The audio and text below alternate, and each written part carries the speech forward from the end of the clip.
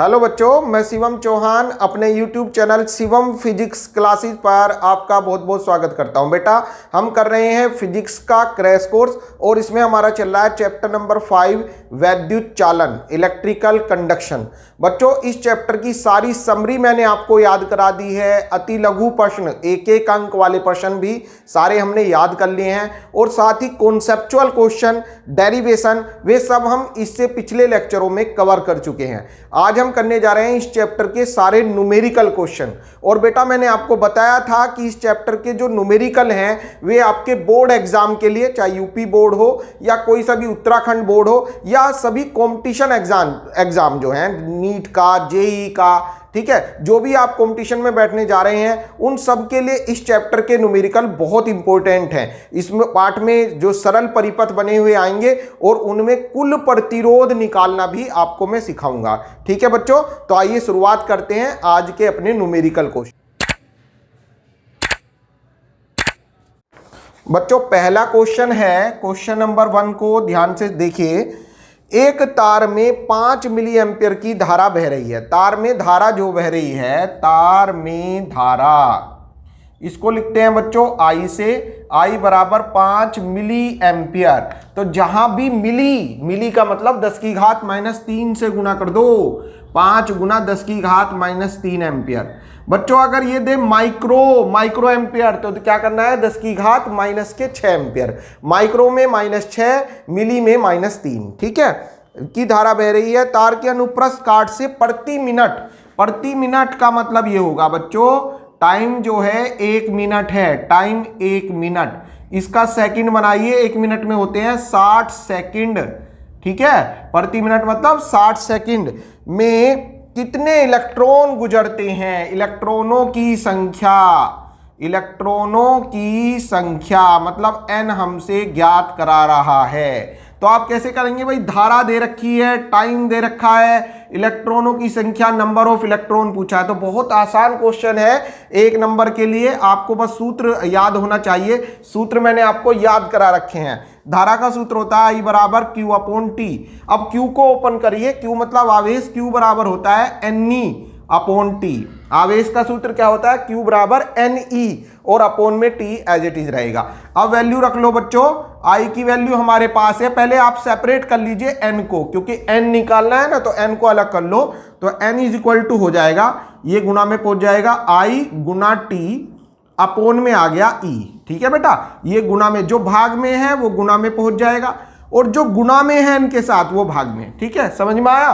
फिर देखो, धारा का सूत्र होता है I बराबर Q/T। अब हमने क्या करा, इसको हम ऐसे भी लिख सकते हैं, Q बराबर होता है Ne, Q बराबर Ne। N होता है यहां पर इलेक्ट्रॉनों की संख्या और E होता है इलेक्ट्रॉन का आवेश। तो Q के रिप्लेस Ne रख दिया और अपोन में T, ऐसा कैसे ही रहेगा।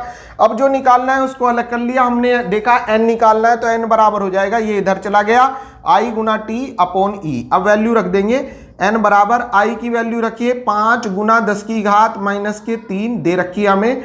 T की वैल्यू 60 सेकंड रख दी हमने। E की वैल्यू 1.6 गुना 10 की घात -19। ठीक है, जो वैल्यू है वे सब रख दो। अब आप देखेंगे बच्चों, ये हो जाएगा N इज इक्वल टू 60 पंजे 300, है ना, 60 पंजे 300 गुना, इसको ऊपर ले जाइए बच्चों, ऊपर जाकर ये प्लस के 19 हो जाएगा। 19 में से 3 गया, प्लस के 19 में से 3 गया तो प्लस के 16 बचेंगे और अपोन में 1.6। अब क्या करना है, यहां से पॉइंट हटाइए, ऊपर एक 0 आ जाएगा। ठीक है, 3000 बन गया। अब 3000 को 16 से भाग दे देंगे, 16 ही कम 16, कितने बचे बच्चों, 14 बचेंगे, है ना। 30 में से 16 गए, 14 बचे और ये हो गए एक 0 तो 140, 16 8 128, कितने बचे, 12 बचे और 120 हो गए, 16 7 112, कितने बचे बच्चों, 8 पॉइंट लगाकर 0, 80 हो जाएंगे और 16 पंजे 80। तो ये आ गया बच्चों N बराबर 187.5 और गुना में 10 की घात 16, या इसे आप लिख सकते हैं, एक 10 की गुना कर दो इसमें तो N बराबर 1875, या पॉइंट यहां पर ले जाएंगे अगर बच्चों, अगर इधर पॉइंट ले जाएंगे तो पावर ये बढ़ जाएंगी, है ना। अगर 10 से गुना करोगे तो पावर घट जाएंगे। तो 1875 गुना 10 की घात 15 इलेक्ट्रॉन इससे गुजरेंगे। ठीक है, प्रति सेकंड तार से इतने इलेक्ट्रॉन अगर गुजरेंगे तो 5 मिली एम्पियर की धारा प्रवाहित होगी। ठीक है बच्चों, तो ये क्वेश्चन आपके समझ में आ गया होगा। अब देखते हैं बच्चों क्वेश्चन नंबर 2 इसी चैप्टर का। क्वेश्चन नंबर 2 है बच्चों, हाइड्रोजन परमाणु में नाभिक के चारों ओर, हाइड्रोजन का परमाणु है उसमें नाभिक के चारों ओर एक इलेक्ट्रॉन प्रति सेकंड 6 गुना 10 की घात 15 चक्कर लगा रहा है। तो हाइड्रोजन का जो परमाणु होता है बच्चों, ये इसका नाभिक हो गया है ना, नाभिक इसको बोलते हैं नाभिक, है ना, जो केंद्र पर होता है, परमाणु केंद्र पर। मान लीजिए यहां पर कोई इलेक्ट्रॉन है और ये ऐसे रोटेटिंग कर रहा है ना, चक्कर लगा रहा है ना, तो चक्कर लगा रहा है प्रति सेकंड 6 गुना 10 की घात 15 चक्कर लगा रहा है प्रति सेकंड। टी बराबर 1 सेकंड में चक्करों की संख्या, प्रति सेकंड चक्करों की संख्या n से लिख लो बच्चों, और इसका मान हमें दिया है 6 गुना 10 की घात 15, है ना, 6 गुना 10 की घात 15 चक्कर प्रति सेकंड लगा रहा है। वृत्तीय पथ में धारा का मान क्या होगा, धारा पूछ रहा है भाई, धारा मतलब I बराबर क्वेश्चन मार्क। तो बहुत आसान क्वेश्चन है, धारा का फॉर्मूला अप्लाई करिए। धारा I बराबर होती है Q अपॉन टी, धारा I बराबर Q अपॉन टी, और Q को हम लिख देते हैं Q बराबर NE। ठीक है, यहां पर n रोल कर रहा है चक्करों की संख्या का, यहां पर n रोल कर रहा था इलेक्ट्रॉनों की संख्या का, तो चक्करों की संख्या से भी धारा उत्पन्न होती है। ठीक है, तो यहां पर रख देंगे q के रिप्लेस, तो I बराबर हो जाएगा q बराबर NE अपॉन टी। अब वैल्यू रख दो बच्चों, I बराबर n की वैल्यू 6 गुना 10 की घात 15 और E की वैल्यू 1.6 गुना 10 की घात माइनस के 19। ध्यान से देखिए, n की वैल्यू 6 गुना 10 की घात 15, E की वैल्यू 1.6 गुना 10 की घात माइनस 19 होती है ये, और T है प्रति सेकंड, तो T के रिप्लेस 1 रख दो, तो ये हो जाएगा बच्चों I बराबर 16 छिक्का 96 मतलब 9.6, एक अंक बाद दशमलव है ना, तो 9.6 गुना 10 की घात माइनस 19 प्लस 15 मतलब माइनस के 4। अब क्या करना है, एक अंक इधर ले आइए पॉइंट, तो I बराबर हो जाएगा 0.96 गुना 10 की घात माइनस के 3 एम्पियर। ये इसे आप लिख सकते हैं बच्चों I बराबर 0.96 मिली एम्पियर। -3 है ना, तो -3 हटाओ, -3 हटेगा तो क्या हो जाएगा मिली, तो 0.96 मिली एम्पियर। ठीक है, तो ये दोनों क्वेश्चन आपके अच्छे समझ में आगे होंगे बेटा। अब आगे देखते हैं। थर्ड क्वेश्चन में कुछ नहीं है, धारा घनत्व पूछा है, क्षेत्रफल दिया, अनुप्रस्थ काट दे रखी है इसमें a बराबर 2 गुना 10 की घात माइनस 6 मीटर स्क्वायर। अनुप्रस्थ काट होती है क्षेत्रफल, इसको बोलते हैं अनुप्रस्थ काट, है ना। एरिया दिया है 2 गुना 10 की घात माइनस 6 मीटर स्क्वायर, और 3.2 एम्पियर की धारा बह रही है। I बराबर 3.2 एम्पियर की धारा बह रही है, तो धारा घनत्व पूछा है, बहुत आसान। धारा घनत्व J बराबर होता है I अपॉन A, बस वैल्यू रखेंगे बच्चों और आंसर आ जाएगा। क्वेश्चन नंबर 4 देखते हैं बच्चों। क्वेश्चन 4, 0.5 मिलीमीटर त्रिज्या को लिखते हैं हम R से, R बराबर 0.5 मिलीमीटर, मिलीमीटर, तो मिलीमीटर मतलब 10 की घात माइनस 3 मीटर। लो जी लो, माइनस 3 मीटर हो गया, है ना। जब भी मिलीमीटर तो 10 की घात माइनस 3 मीटर। त्रिज्या के तार में 0.5 एम्पियर की धारा बह रही है। जो तार है ये, जिसकी त्रिज्या इतनी है, ये एक तार है जिसकी त्रिज्या, जैसे ये तार है, तार की त्रिज्या मतलब अनुप्रस्थ काट की त्रिज्या, ये वाली वैल्यू ये R दे रखी है इतनी। ठीक है, अब इसमें धारा I दे रखी है, कितनी दे रखी है भाई, लिख दो जल्दी से, कितनी धारा बह रही है भाई, धारा बह रही है 0.5 एम्पियर धारा बह रही है। ठीक है जी, बह रही है। आगे कहा है बेटा, यदि तार में मुक्त इलेक्ट्रॉनों की संख्या 4.2 गुना 10 की घात 28 प्रति मीटर की क्यूब हो, इलेक्ट्रॉनों की संख्या कितनी दी है बच्चों, 4.2 गुना 10 की घात 28 प्रति मीटर की क्यूब, अर्थात एकांक आयतन में है। प्रति मीटर की क्यूब, मीटर की क्यूब किसका मात्रक होता है, मीटर की क्यूब मतलब आयतन का, अर्थात ये जो इलेक्ट्रॉनों की संख्या है प्रति मीटर की क्यूब का मतलब ये होता है ये एकांक आयतन में है इलेक्ट्रॉनों की संख्या। और एकांक आयतन में जो इलेक्ट्रॉन होते हैं इनको हम लिखते हैं छोटे n से। किससे लिखते हैं, छोटे n से। एकांक आयतन में इलेक्ट्रॉन मतलब छोटा n बराबर दे रखा है हमको। अब कहा है बच्चों, तो उसमें अपवाह वेग की गणना कीजिए। अपवाह वेग मतलब Vd हमें कैलकुलेट करना है। अपवाह वेग ड्रिफ्ट वेलोसिटी वीडी बराबर क्वेश्चन मार्क। तो कुछ नहीं, बस फॉर्मूला याद रखेंगे, आई और वीडी में संबंध लगा दो भाई। आई और वीडी में संबंध, आई और वीडी में संबंध प्रूफ कराया था मैंने इसी चैप्टर में, और वो आया था, याद होगा आपके, आई बराबर N E A V D. जो निकालना है उसको सेपरेट कीजिए, हमें वीडी चाहिए तो वीडी बराबर हो जाएगा, इधर आ जा इधर आ जा इधर आ जा, तो आई अपॉन एन ई ए, ये इधर आ गया है ना भाग में, तो ये हो जाएगा आपका वीडी बराबर, अब वैल्यू रखिए, आई 0.5 अपॉन एन, ये रे बेटा 4.2 गुना 10 की घात 28, 4.2 है बच्चों ये, गुना 10 की घात 28 इंटू इलेक्ट्रॉन का आवेश सबके याद होगा 1.6 गुना 10 की घात -19 है ना, ये होता है। ए क्षेत्रफल को पाई आर स्क्वायर लिख दो, ए क्षेत्रफल मतलब पाई आर स्क्वायर। ऐसे क्यों लिख दो भाई, अगर सवाल में क्षेत्रफल दिया है तो आपको रख देना है, लेकिन त्रिज्या दी है तो क्षेत्रफल निकलेगा पाई आर स्क्वायर से, तार के अनुप्रस्थ काट का क्षेत्रफल पाई आर स्क्वायर। ठीक है बच्चों, बात समझ में आई बेटा। अब इसमें वैल्यू रखिए, कैलकुलेशन करेंगे, पॉइंट से पॉइंट गया, ठीक है, पावर देखिए कितनी हो गई, 28 प्लस के 19 माइनस के, 28 प्लस के 19 माइनस के, तो बेटा ये बचेंगे आपके 28 में से 19 घटा दो, 9 बचे, नीचे बचे 10 की घात 9 प्लस के, ऊपर ले जाओ -9, अर्थात वीडी बराबर आ गया 5 गुना 10 की घात -9 अपॉन, -9 पता चला ना, 28 में से 19 गया तो 9 बचेंगे प्लस के, ऊपर जाएगा माइनस के 9, और ये हो गए थे बच्चों 4.2 गुना 16 गुना, अब पाई का मान रखिए बच्चों, पाई मतलब 22/7 या 3.14, ये पाई का मान होता है, इनटू आर मतलब त्रिज्या ये रही बच्चों 0.5 इंटू 10 की पावर -3, और यहां पर हो रहा है स्क्वायर, तो स्क्वायर करिए, 0.5 का स्क्वायर 0.25 हो जाएगा, है ना, 0.25 इंटू 10 की पावर -3 दूनी 6, जब स्क्वायर होगा तो स्क्वायर में ऐसे होगा ना, 10 की घात -3 का भी तो स्क्वायर है ना, तो स्क्वायर होगा तो 3 दूनी 6, तो 10 की घात -6। बताओ बेटा समझ में आ गया क्या।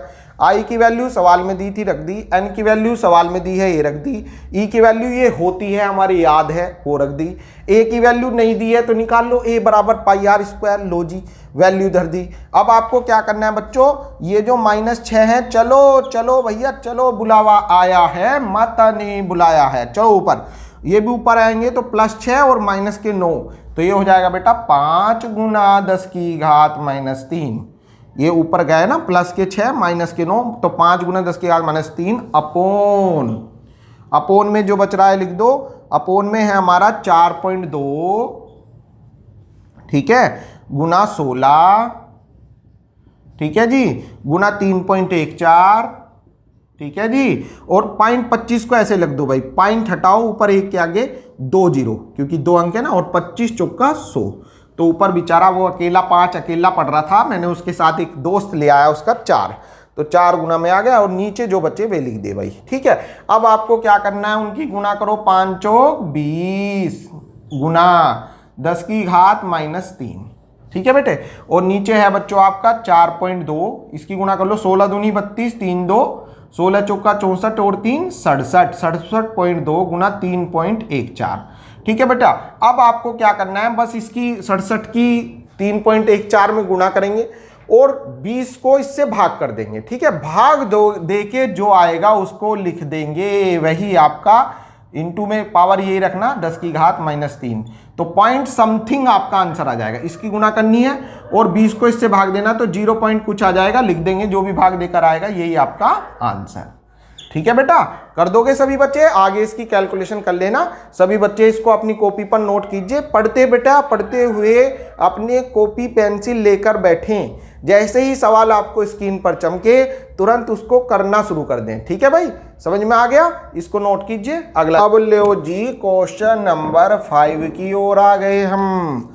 एक चालक में 6.4 एम्पीयर की धारा बह रही है। लो जी, धारा को हम लिखते हैं आई से, आई बराबर 6.4 एम्पीयर, ठीक है जी, इतनी धारा बह रही है। यदि चालक में मुक्त इलेक्ट्रॉनों की संख्या, चालक में मुक्त इलेक्ट्रॉन को ऐसे लिख दो ई नेगेटिव की संख्या ये दी है भाई कितनी, लिख दो जरा, ये दी है 8 गुना 10 की घात 24 और ये दिए बच्चों प्रति मीटर। ओहो, ये है भाई मेन बात, ये दिया प्रति मीटर, तो प्रति मीटर की क्यूब होता है एक तो, और यहां दिया प्रति मीटर। प्रति मीटर का मतलब होता है एकांक लंबाई में है ये, है ना। अभी प्रति मीटर की क्यूब इससे पिछले वाले क्वेश्चन में था, तो प्रति मीटर की क्यूब का मतलब एकांक आयतन में है, प्रति मीटर मतलब एकांक लंबाई में इलेक्ट्रॉन है। तो इलेक्ट्रॉन, कुल इलेक्ट्रॉन तो होते हैं बच्चों n, बड़े n से लिखते थे कुल इलेक्ट्रॉनों को, और ये जो कुल इलेक्ट्रॉन है ये प्रति मीटर लंबाई में है, तो प्रति मीटर मतलब अपोन में l।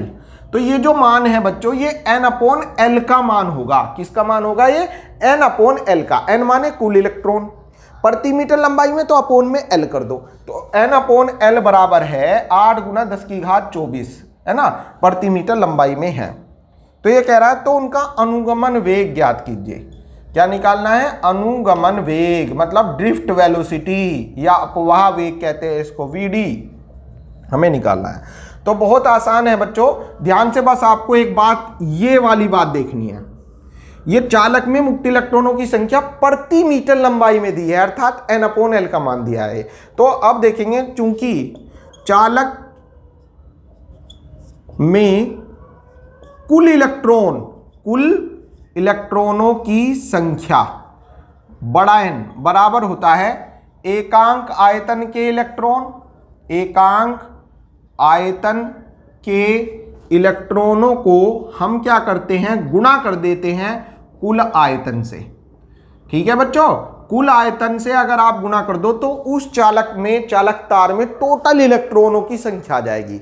बहुत आसान फॉर्मूला है। अगर हमें आपको ये देखना है कि चालक, जैसे ये तार है, इसके टोटल आयतन में, मतलब ये आयतन मतलब क्षेत्रफल गुना लंबाई, टोटल कुल इलेक्ट्रॉन देखने हैं, तो क्या करना है? एकांक आयतन के जो इलेक्ट्रॉन है उसमें गुना कर दो जो इसका टोटल आयतन है। अर्थात कहने का मतलब इसमें टोटल इलेक्ट्रॉनों की संख्या बड़ा N बराबर है, एकांक आयतन में इलेक्ट्रॉनों को बच्चों छोटे n से लिखते हैं, और कुल आयतन, आयतन का मतलब होता है क्षेत्रफल गुना लंबाई।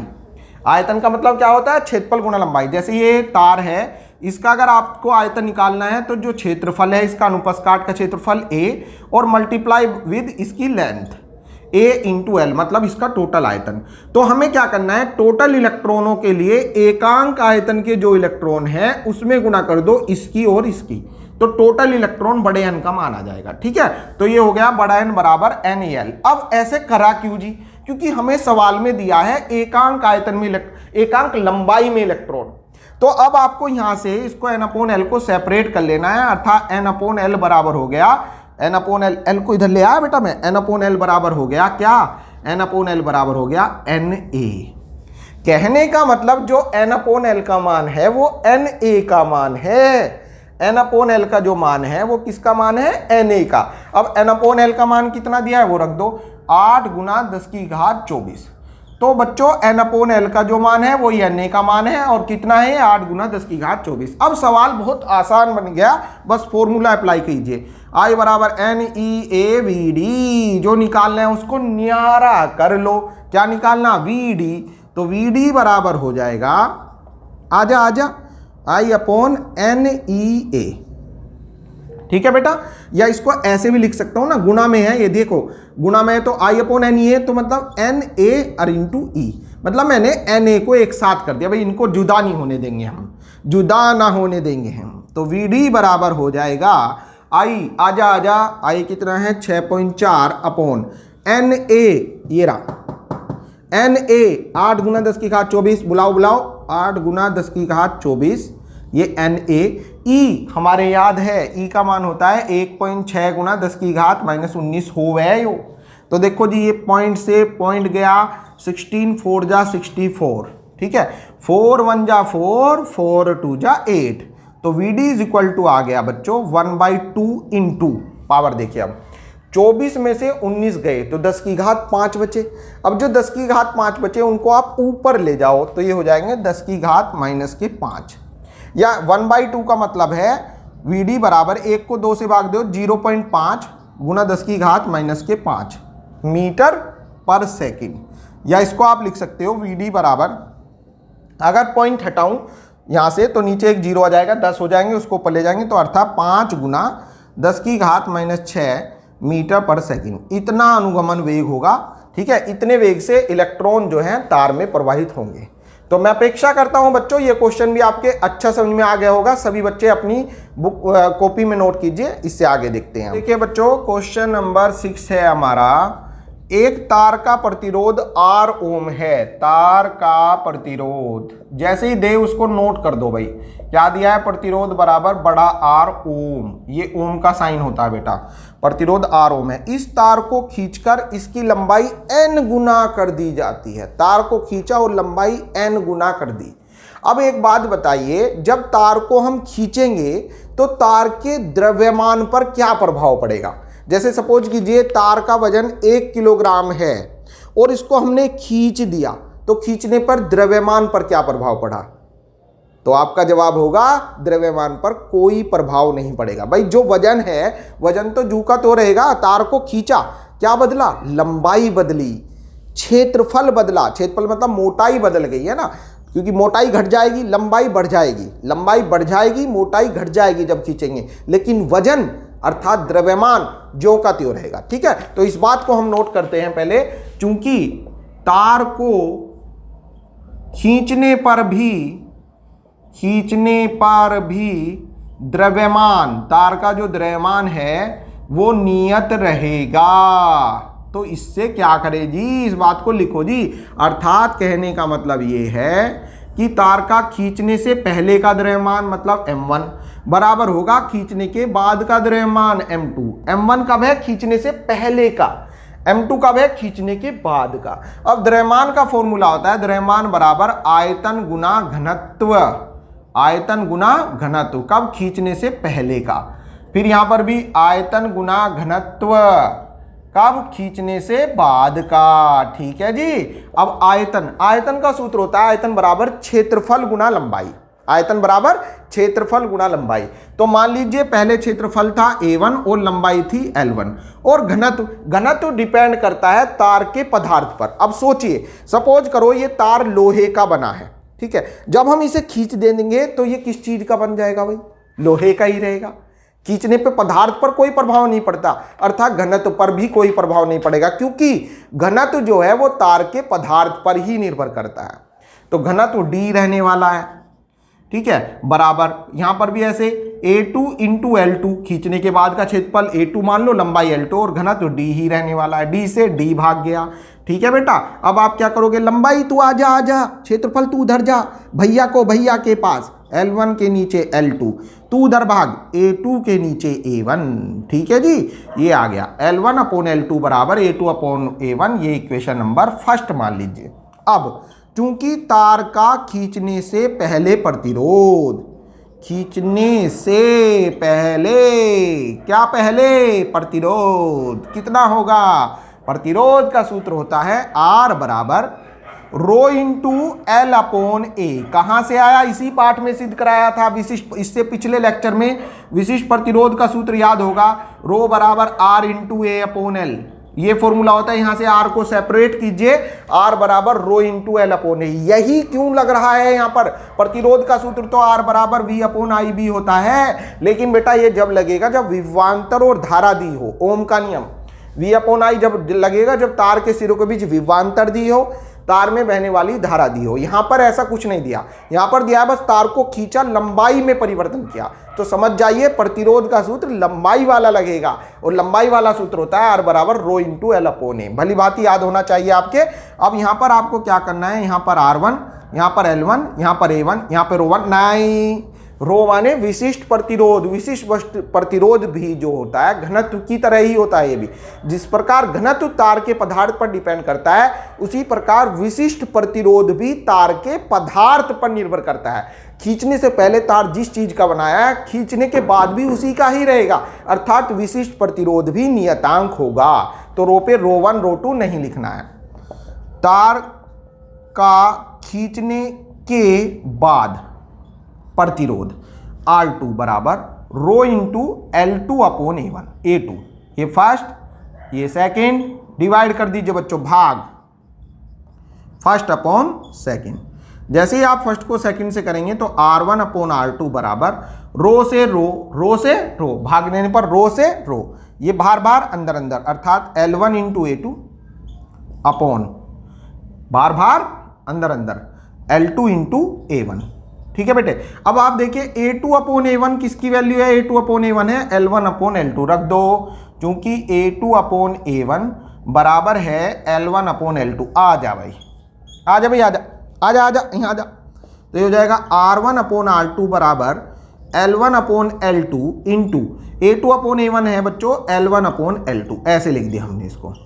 या इसको हम ये भी कह सकते हैं, अर्थात हमारा एक नए फॉर्मूले ने जन्म लिया, R1 अपॉन R2 बराबर L1 square upon L2 square. ठीक है, तो ये फॉर्मूला बन गया बच्चों। अब सवाल पढ़ते हैं। सवाल में कहा है तार को खींचकर लंबाई n गुना कर दी। तो n गुना कर दी का मतलब ये है L1 तो मान लीजिए L और L2 कर दिया इसका n गुना, मतलब NL।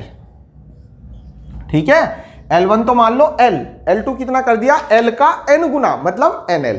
ठीक है, अब वैल्यू रखिए, तो ये हो जाएगा R1 अपॉन R2 बराबर L1 की जगह L रखो L स्क्वायर अपॉन L2 की जगह NL स्क्वायर हो रहा है तो N स्क्वायर L स्क्वायर। इससे ये खत्म, क्रॉस मल्टीप्लाई, तो ये हो गया बच्चों R1 के रिप्लेस रख दो। पहला प्रतिरोध क्या था? R, तो R1 की जगह R रख दिया, अपॉन R2 हमें ज्ञात करना है 1 upon N square, cross multiply, तो R2 बराबर हो गया R इंटू N स्क्वायर। अर्थात प्रतिरोध जो है